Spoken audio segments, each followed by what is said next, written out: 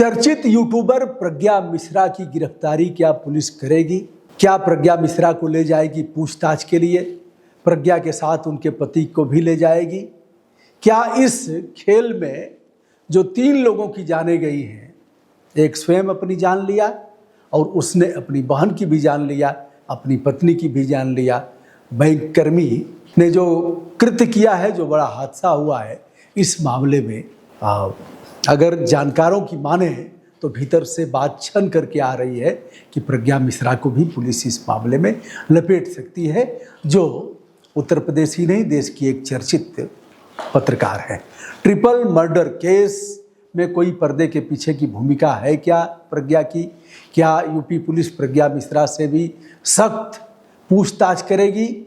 अभी तो ऐसा कुछ नहीं हुआ है, लेकिन प्रज्ञा भी खटक रही हैं। आखिर उस सनकी बैंक अफसर मानस वाजपेयी के सुसाइड नोट और व्हाट्सएप स्टेटस में लिखे उस एक एक शब्द की क्या सच्चाई है? एक चीज़ और है, अगर उसने यह लिखा होता कि प्रज्ञा मिश्रा और भरत यादव की वजह से हम यह कर रहे हैं, इन लोगों ने मुझे परेशान किया, इन लोगों ने मुझे टार्चर किया, इसलिए हम ऐसा खौफनाक कदम उठा रहे हैं, तो इसमें किसी को कुछ पूछने की ज़रूरत नहीं थी और अब तक उठा लिए गए होते। लेकिन ऐसा जो उन्होंने लिखा है, इससे प्रज्ञा और भरत पर कोई आँच आने वाली नहीं है। अगर जानकारों की माने, कानून की भाषा को यदि सरल शब्दों में समझा जाए, तो इसमें प्रज्ञा का कुछ होने वाला नहीं है।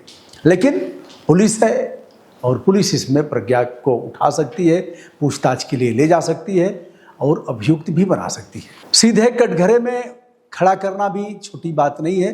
प्रज्ञा भी मजबूत है और इनके तरफ से भी मजबूत वकील खड़े होंगे, लेकिन इससे इनकार नहीं किया जा सकता। लखनऊ के गोमती नगर स्थित मिठाई वाला चौराहे पर हुए उस दिन दिल दहलाने वाले ट्रिपल मर्डर और खुदकुशी के मामले ने पूरे प्रदेश को झकझोरा है और इस पर तरह तरह की चर्चाएं भी हो रही हैं। भारतीय स्टेट बैंक की जानकीपुरम शाखा में अकाउंटेंट के पद पर तैनात मानस वाजपेयी ने अपनी पत्नी ICICI बैंक में रिलेशनशिप मैनेजर दिव्या मिश्रा की सरेआम कर दिया, काम तमाम कर दिया। गार्ड ने नहीं रोका, लोगों ने नहीं रोका, चाहते तो पकड़ करके और वहीं उनको बढ़िया से खपस देते, उनका दिमागवा ठीक हो जाता। अब चलिए हम गाजीपुर का एक मामला बता रहे हैं। आप कहेंगे बीच में आप घुसा देते हैं, बड़े काम की चीज़ है। 3 अपराधी एक ही मोटरसाइकिल पर आए और चर्चित अपराधी थे। तीनों ने प्रधान को गोली मारा। बिंद साहब प्रधान थे, संभवतः बसावन बिंद नाम है, क्या नाम है मुझे स्मरण ठीक से नहीं है। यह रजादी का मामला है, कुसमुही के पास का, यानी सदर कोतवाली का मामला है। उसके बाद लोगों ने दौड़ाया, घेर लिया, अपराधी चले भाग और लोगों ने कहा चल कहाँ भगबे, लेके कोई ईंटा, कोई डंडा, कोई, और लोगों में बड़ी ताकत है यारो, बड़े बड़े लोग। बताएं, तीनों को लोगों ने वहीं काम तमाम कर दिया। दौड़ा दौड़ा करके 1-1.5 किलोमीटर में तीनों का काम तमाम कर दिया।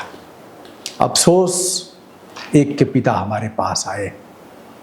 मैंने उनको बहुत समझाया था, फौजी थे, मैंने उनको बहुत समझाया था कि लड़का आपका सही रास्ते पर नहीं है।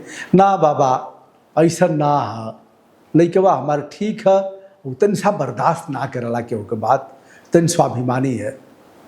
उसमें उनका लड़कवा भी था, जो तीनों लोगों का काम तमाम हुआ।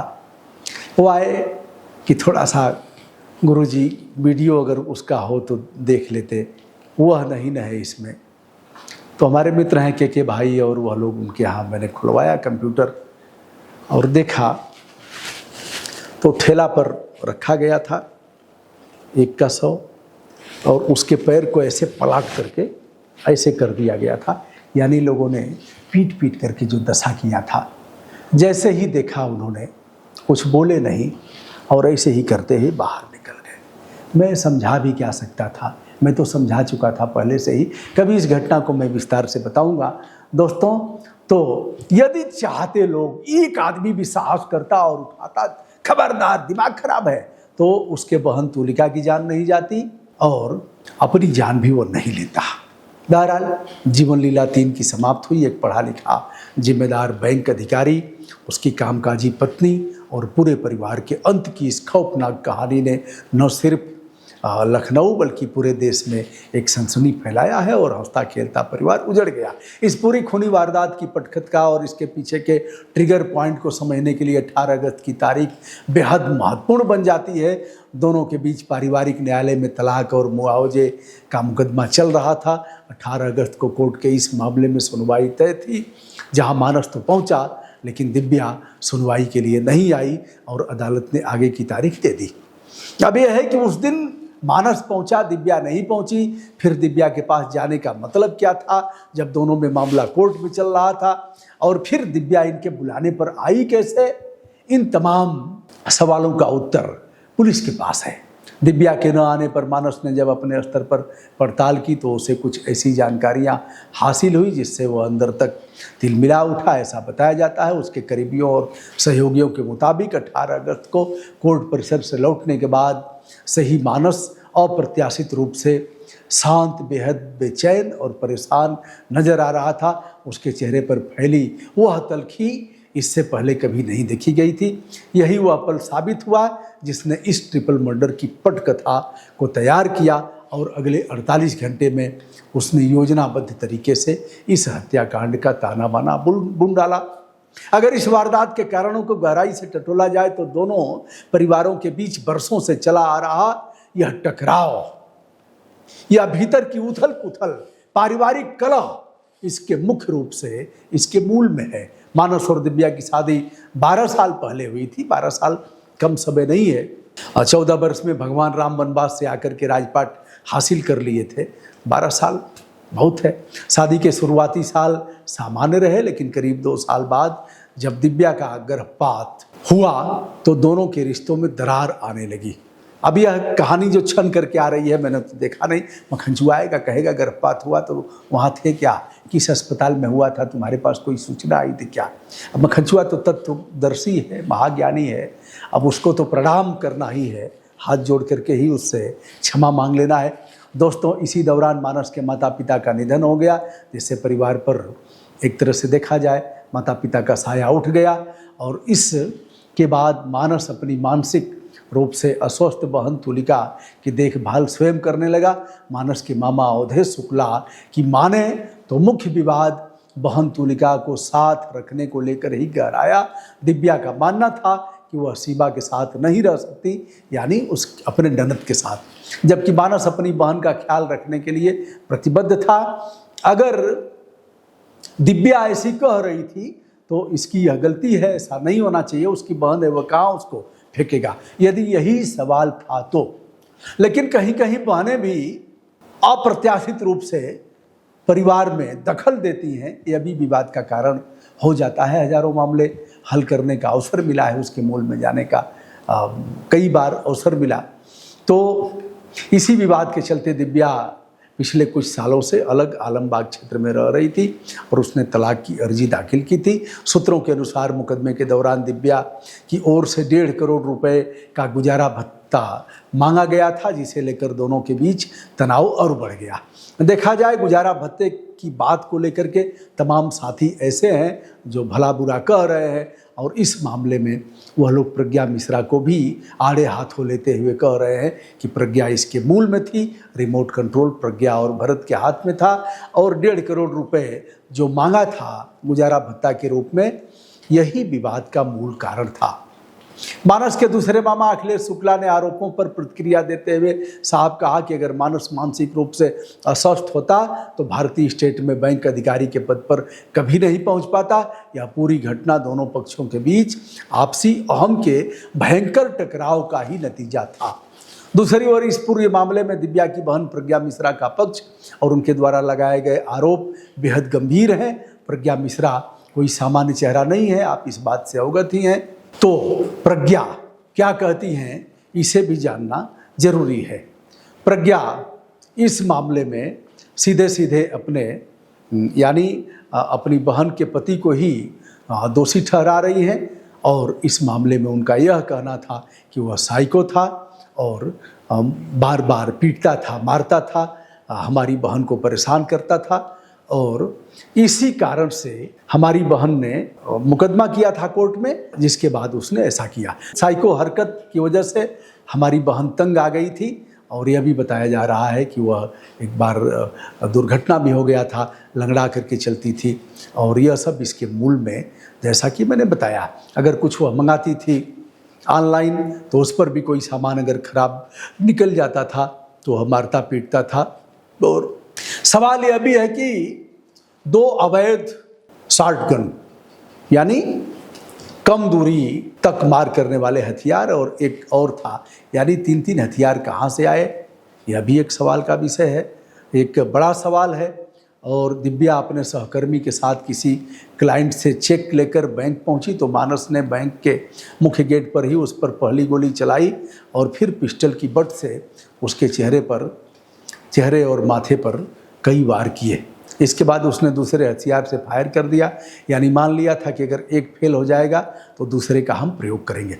इस पूरी कहानी में सबसे बड़ा मोड़ तब आया जब वारदात को अंजाम देने के बाद मानस ने अपने व्हाट्सएप स्टेटस पर एक चौंकाने वाला संदेश पोस्ट किया। इस स्टेटस में उसने अपनी पत्नी दिव्या की हत्या करने और बहन तथा खुद की जीवन लीला समाप्त करने के फैसले के बारे में खुलकर लिखा था। मानस ने इस मैसेज में यह भी सनसनीखेज दावा किया कि उसकी पत्नी दिव्या, उसकी बहन प्रज्ञा मिश्रा और प्रज्ञा के पति भरत यादव को उसके इस आत्मघाती कदम और पूरी परिस्थितियों की संपूर्ण जानकारी पहले से थी। मानस के व्हाट्सएप स्टेटस पर इस गंभीर खुलासे के बाद अब यह बड़ा कानूनी और तफ्तीशी सवाल खड़ा हो गया है कि क्या पुलिस प्रज्ञा मिश्रा और उसके पति भरत यादव को भी कस्टडी में लेकर पूछताछ कर सकती है? क्या भविष्य में उन पर साजिश छिपाने, साजिश रचने और इस मामले के मूल में रिमोट उनके पास है, ऐसा मान करके कार्रवाई कर सकती है? क्या प्रज्ञा और भरत इस मामले में अभियुक्त बनेंगे? क्योंकि जो मेन अभियुक्त था अब वह तो नहीं रहा, तो अब जिन लोगों ने साथ दिया होगा ऑटो वाले को खोजेंगे और कौन साथ था, किससे किससे बात हुई है, व्हाट्सएप पर कौन किससे क्या हुआ है, कैसे, और तमंचा कहाँ से आया, ये सब पुलिस के अन्वेषण का विषय है। और फिर फॉरेंसिक जांच है, वह भी बताएगी। अगर घटनाक्रम पर वापस लौटें तो वारदात के तुरंत बाद मानस बदहवास हालत में मुसड़िया चौराहे स्थित अपने किराए के मकान में पहुंचता है। प्रत्यक्षदर्शियों ने वहां उसे देखा और मालिक लौकुश के अनुसार मानस पसीने से तरबतर होकर कमरे में दाखिल हुआ था। उसने अंदर से दरवाज़ा बंद किया, टीवी तेज रफ्तार से चलाया और हनुमान चालीसा और जो भी चला है, उसके बाद यह जीवन लीला समाप्त हो जाती है। कुछ लोगों ने व्हाट्सएप स्टेटस देखा, उसके आधार पर आए और फिर आकर के देखा तो यह हुआ जो हुआ आप सभी समझ रहे हैं। उसके बाद अंत परीक्षण हुआ।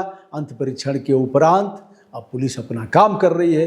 देखना यह है कि प्रज्ञा और भरत इस मामले में दोषमुक्त होते हैं या पुलिस इन्हें भी सह अभियुक्त के रूप में इस मामले में डालती है।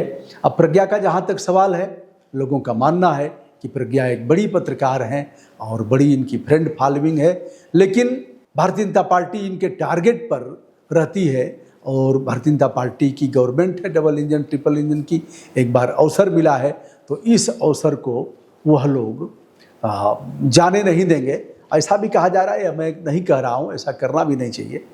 तो दोस्तों, अब इस मामले में आपका क्या कहना है बताइएगा। दिव्या के चेहरे और सिर पर चोट के 6 गंभीर निशान मिले जो इस बात को दर्शाते हैं कि गोली मारने से पहले या बाद में उस पर कुंद हथियार या पिस्टल की बट से जो निर्मम प्रहार किए गए थे उसी का है। पोस्टमार्टम प्रक्रिया के दौरान परिजनों का भारी आक्रोश देखने को मिला और इस मामले में अब आगे क्या होगा आप बताइएगा। बहरहाल मैं भी इस पर दृष्टि रख रहा हूँ, आगे जो होगा बताऊँगा।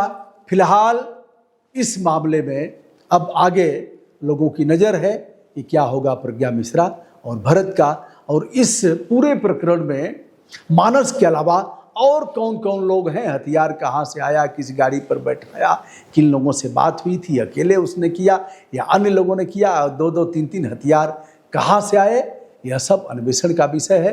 दोस्तों, मैं हूं ब्रजभूषण दुबे। संपूर्ण आदर के साथ देश विदेश से जुड़े हुए तमाम मित्रों को मैं अपना प्रणाम निवेदित करता हूं। नमस्कार, बहुत बहुत धन्यवाद।